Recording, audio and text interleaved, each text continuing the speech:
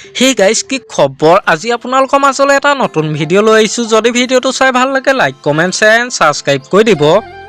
আজি মই আপোনালোকৰ মাজলৈ লৈ আহিছোঁ বৰ্তমান ৰেঙনি চেনেলত সম্প্ৰচাৰিত হৈ থকা গুণগুণ কথা মৰ্মৰ ধাৰাবাহিকখনত মইনা চৰিত্ৰত অভিনয় কৰা অভিনেত্ৰীগৰাকী প্ৰকৃত পৰিচয় তেওঁ ঘৰ ক'ত তেওঁ কাৰ লগত প্ৰেমৰ সম্পৰ্কত আছে এই সকলোবোৰ জানিব পাৰিব আজি এই ভিডিঅ'টোৰ জৰিয়তে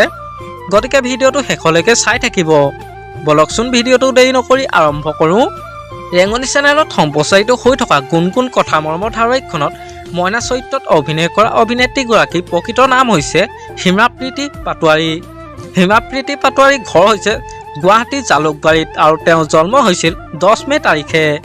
জনপ্ৰিয় অভিনেত্ৰী হিমাপ্ৰীতি পাটোৱাৰীৰ পৰিয়ালৰ কথা ক'বলৈ গ'লে তেওঁৰ পৰিয়ালৰ মাক দেউতাক আৰু এজন ককায়েক আছে তেওঁৰ মাকৰ নামটো হৈছে লাক্ষাহীৰা পাটোৱাৰী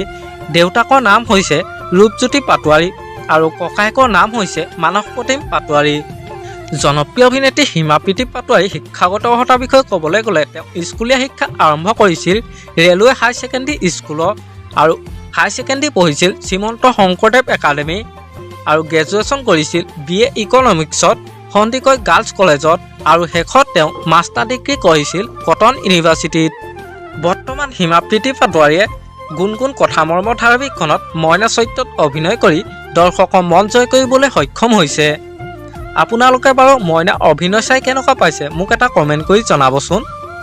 আমাৰ আজি ভিডিঅ'টো আছিল ইমানেই যদি ভিডিঅ'টো চাই ভাল লাগিলে যিমান পাৰে শ্বেয়াৰ কৰি দিব